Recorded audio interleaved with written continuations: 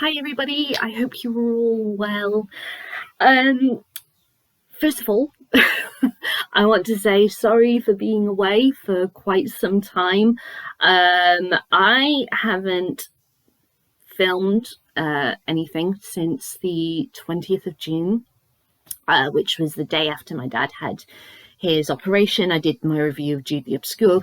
I've been away for quite a while between Jude the Obscure and my previous book, and I had hoped that I would be back a lot more regular, and then that's just not happened because of a multitude of things, which I'm very quickly going to talk about. So first of all, I wanted to finish the rest of my holiday and such, so enjoy celebrating my birthday and everything with my parents, and just because I'd been so stressed with work and with my dad being ill, it was like I can relax. And my dad came home actually the day that I did my review for Jude the Obscure. Literally, that I think a couple of hours later or something, I got the phone call from Mum saying Dad's been discharged. It was completely out of the blue. I was like, what the wow. And he was home for about a week or more, maybe a week and a half, and then he got readmitted to hospital with a really bad infection, and he only just got released the day before yesterday. So he's been in hospital again for well over a week. To add to that, I also went back to work, so I've had work to deal with. And to add to that, I then got completely fell down through the tunnel of Martin Compston's career, because with rewatching Line of Duty and such, I was like, I really want to explore more of his stuff, and I just started watching loads of dramas and films that he'd been in, and so they became my full focus. And I also watched the Rome, which I'd never watched before, both series of Rome, and I was constantly, it kind of felt like the concept of time stopped. I wasn't able to I cannot tell you distinctly things that happened on various days. It's just kind of a mass blur. It's very, very weird. And I found that I just couldn't read. I couldn't read. I'd be able to get through a page, and then I'd have to put it down. I get distracted. I'd find this and that and the other. So I was doing things, as I said, I was watching dramas and films and that. I was writing. I was doing puzzles. I was, working. I was trying to help out with mum and dad as best as I could. And it just kind of felt like reading. My brain went, no, you're not doing it. You're not doing it. I just couldn't. And then, as I said, Dad got discharged from his second time in hospital on Friday. He's doing really, really well. It looks like he's going to have another operation, but that's not going to be for a bit yet. So, we're just taking his time, and, while he's so much better than he was before, just, to have time with him and everything. And yeah, we'll get to that when we get to that. And I think having that weight taken off my mind yesterday, literally I woke up and I went, I really want to read. And I picked up The Lake House by Kate Morton. And this is it's just under 600 pages. I got through 400 pages yesterday. And then I woke up really early this morning and I read the rest of it. And now I'm here to talk about it. So my brain all of a sudden is like, yeah, you're back to yourself. I feel, not that I felt like I was falling off a track or anything, that I didn't feel like I was in a bad mental state or anything. It was over these past few weeks, it's just been a cloud sort of feeling in my head, and the cloud has started to go, and that is absolutely amazing. And so being able to read yesterday, and I thought when I first picked up The Lake House, I was going to be like, okay, I'm only going to get through 100 pages at most. To get through 400 pages and then this morning get up so early and then find myself reading the last 200, it was like, well, clearly I've been starved of this and I needed it. And I'm very glad that I didn't force myself to read. I just let myself do what I needed to do. I listened to my mind, I listened to my body, and I just went, I need to just have a break. And so I did that. Yeah, I'm very proud of myself for doing that. So bless him, my dad, because of everything, he's being ill, he's missed Father's Day, my birthday, my brother-in-law's birthday, and his birthday. He had to spend his birthday in hospital. So yeah, seeing him today is going to be absolutely incredible. So I'm really, really excited. So I'm going to get on and film this review so then I can walk over to Mum and Dad's house and go spend the day with him. So yeah, so as I said, it's taken me 2 days, as it were, because I had to finish it off today. But I'm here to talk about The Lake House by Kate Morton. Now, this is my third Kate Morton novel that I ever read. The first one, The Secret Keepers, I first read like a decade ago. And when I was living with Mum and Dad, I absolutely loved it. And then I didn't read any Kate Morton books again until last year. Or was it earlier this year? I can't remember. Well, you guys will remember. I read The Forgotten Garden.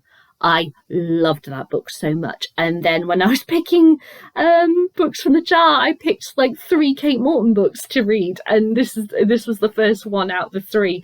So it was like, oh my God. So yeah, so I am back with Kate Morton.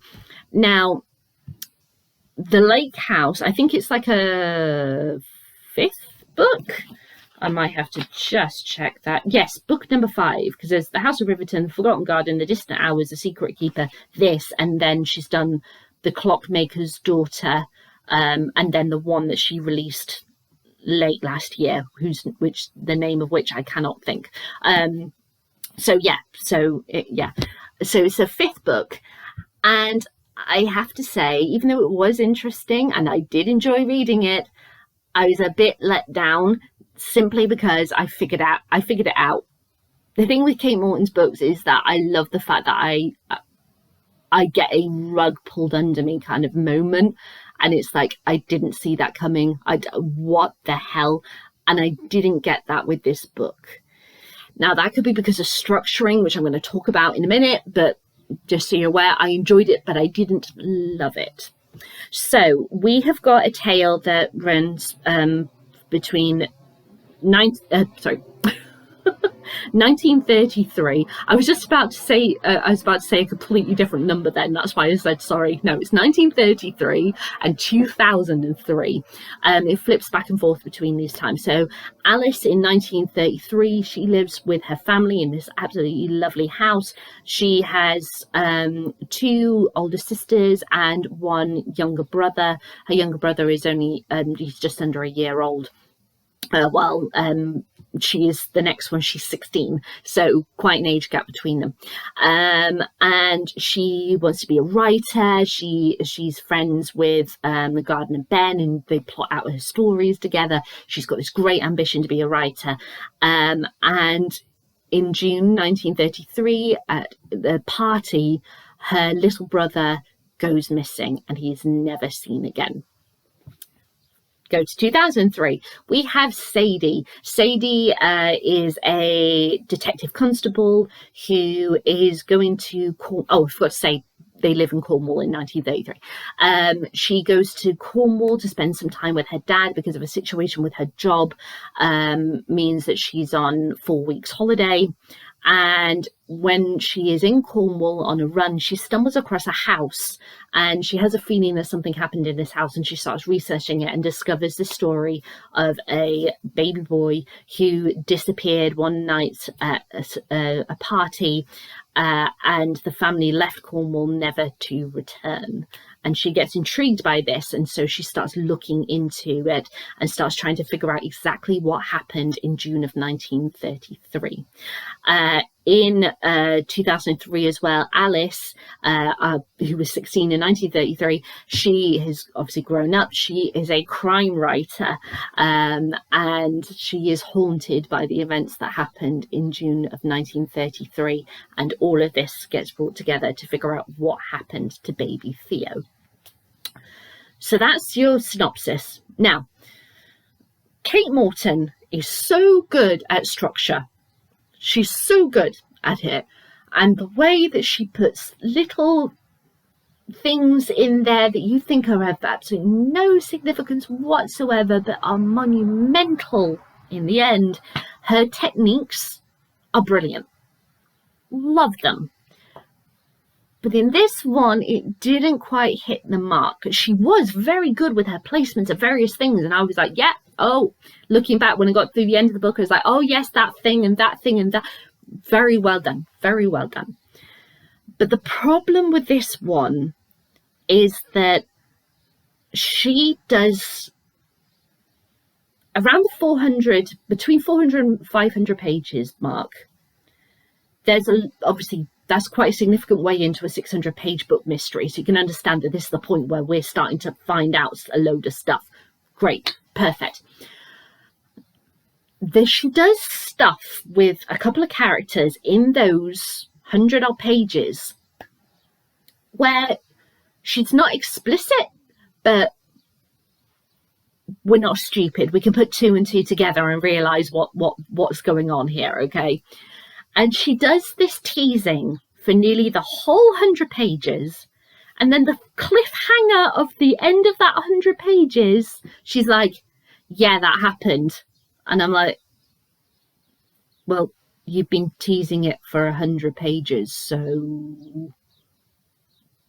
isn't that obvious? It just kind of felt like, okay, why did you do that? Surely it would have been better if you put that cliffhanger at the beginning of the 100 pages, or would have been right at the end of the previous 100 pages. And then we would go, where did that come from? And then we've got 100 pages to watch it play out, and the teasing. And I think that would have made it so much better, the structuring. So even though she's so masterful at her structuring, in this one, I feel it's slightly let down. She's very visceral also with her writing, and she's kept that up with this. And I did like the whole decaying house and the cobwebs that Sadie finds in 2003. That house has just been abandoned since the 1930s. There's just nothing has been touched. Everything is the same. But obviously things are decayed and rotted, and it's a completely different place than the lively house that it was in the 1930s. So I did love that. It was extreme. But the thing with Kate Morton's books is, like, I have this in a sense kind of chill that runs through my body, where I have these feelings. I can distinctly remember them long after I've read the book. So, like, you give me a title like The Secret Keeper, I distinctly remember when I read that book, that feeling that ran through me at a certain point in the book, just hearing the title. The Forgotten Garden, I distinctly remember the description of the garden and the statue and everything, a fountain. It was just, I'm not going to reel more because spoilers. But yeah, I distinctly, hearing The Forgotten Garden, I get that. The lake house, I get that. Obvious. Well, that was obvious. That's what I think of when I think of the lake house title, which is such a shame. It is such a shame. It wasn't badly written. No, not at all. I really liked the characters, the way that she formed them, the way that she jumped through time, the way also that she actually jumped. You think it's just 1933 and 2003 from the description from the back of the book and what I told you, but there's also jumps to earlier than that. We go back to, there's 1911. We learn all about Alice's parents and all their backstory and everything. So yeah, we get a lot of stuff going on. We learn a lot of things about a lot of characters throughout a lot of time.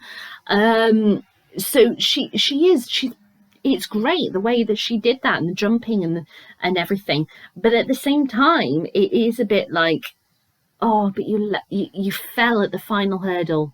You fell at the final hurdle, and that's so frustrating. It really, really is. The actual mystery itself, I found very intriguing. I do like the fact that Kate Morton's books all have this kind of like mysterious thing. I mean, I very much like The Forgotten Garden with the child on the boat, or The Secret Keeper with the birthday party. The things that she comes up with to write mysteries around, I love them. I think they're great. And this one had really, really strong mystery at hand. And the ending was, I've said that the ending chapter, I think it was a satisfying way to end the book. It was just a shame that I'd figured it out long before. Probably around the 400-page mark, when stuff started to be teased, as I said. I was like, okay, right, so that is that, and that is that, which means that is that. And the choice of a particular character near the end of the book, which again I'm not going to reveal because of spoilers, it's like that was so obvious. It was too obvious. It could have been someone completely random who we had never met. That would have been so much better. But the fact that she did what she did, it was just like, that's too... In this book, she refers to a lot, there's multiple characters will go, well, that's too much of a coincidence. That's too much of a coincidence. And then you get told, ta-da! And it's like, yeah, Kate, that was too much of a coincidence. It just... I don't know if she was putting that commentary about coincidences as either a tease because she thought it would work, or because she was possibly annoyed with herself that she made it her thing a coincidence, and so she was just commenting on herself. I don't know, but either way, it was just like, yeah, that's too obvious. It doesn't work for me. But that didn't put a damper on how I felt about the book as a whole. I would read it again. I just have that same frustration of, that didn't quite work. So yeah, it's not a bad book in any regard. It has got great strength with character. The way she's told the story was great. I really love the multiple things that were going on with Sadie, especially with her job and her personal life, and things that got revealed about her through the course of the book. I like the fact that she was very much on her own with the mission of finding stuff out. Yes, she did speak to Donald, her colleague at the Met in London, over the phone multiple times, and she had a guy called Clive who was an older police sergeant who was helping her out with trying to solve things. But they were kind of like secondary. She was number one. She was the key thing. And there was no like romance thing with the present day. It was a case of, this was a woman who needed to solve this. She had this mission. She had to do it. And she did the various things that she did in order to reveal the truth. And so, yeah, I really liked that. Yeah, there wasn't like a love interest thing or anything like that. It was, she works for the police, she found a crime, she needed to solve the crime. And yeah, so that's great. Yeah, I like the characters. I thought that some sections of it I found quite moving. I'll only mention a character by name, Howard. If you read it, you know what I mean. The stuff with Howard was really quite powerful. I felt I really, really liked that. And how everyone in the house have got multiple things that are going on, and they're not just two-dimensional whatsoever. I really liked that.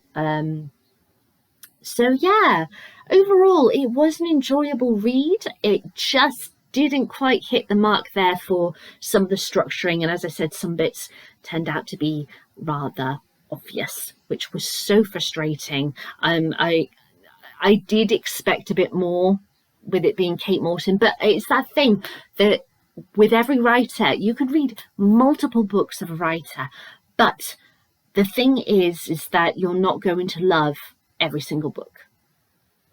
You're not. It's bound to happen. You are not going to love every book. But with The Lake House, I didn't love it. but I'd read it again.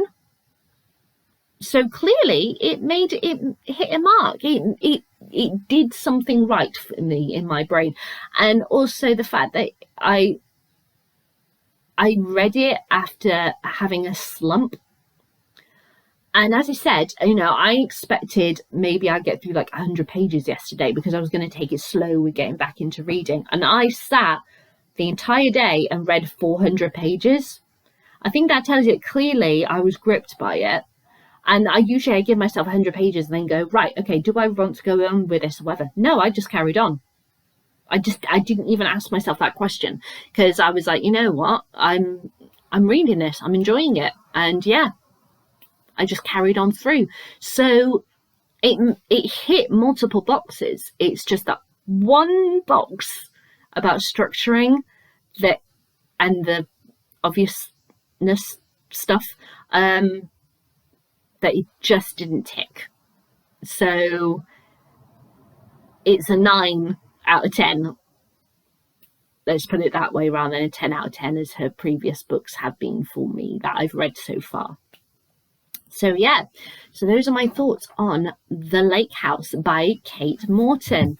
Have you read this book? I'd love to know what you think. You leave me a comment in the comments box below. Give me a thumbs up, thumbs down, tie it together, you decide. Right, I better ask my questions because I haven't asked my questions yet. So, The Lake House by Kate Morton. Would I read this again? Yes, I would, but obviously I know that just as the first time I read it, I'm going to be a bit disappointed with the structuring and everything. But it's not a bad book. It just has some issues. Would I read more of Kate Morton's books? Well, yeah, of course, because it's Kate Morton. Hello, her books are brilliant. Would I recommend this to anyone? Yes, I would, but I would say let them know that I was a bit disappointed by The Lake House, and I feel like other books I've read so far are stronger, but I wouldn't, turn them away from The Lake House. Let's put it that way. So yeah, I am back properly now. I've got another video that I have already filmed that you'll see stuff happened whilst I was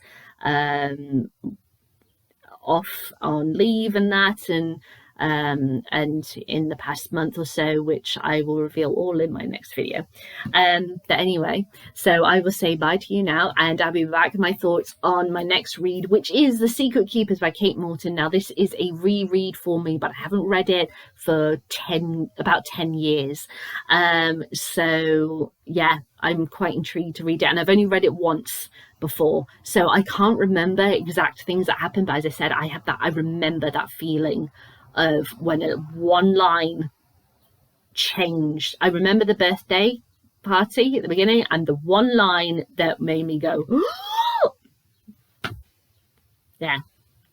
So I'm very happy to be going back to The Secret Keeper to read that, and so yeah, I'll be back with thoughts on The Secret Keeper as soon as I'm done. All right, guys, bye.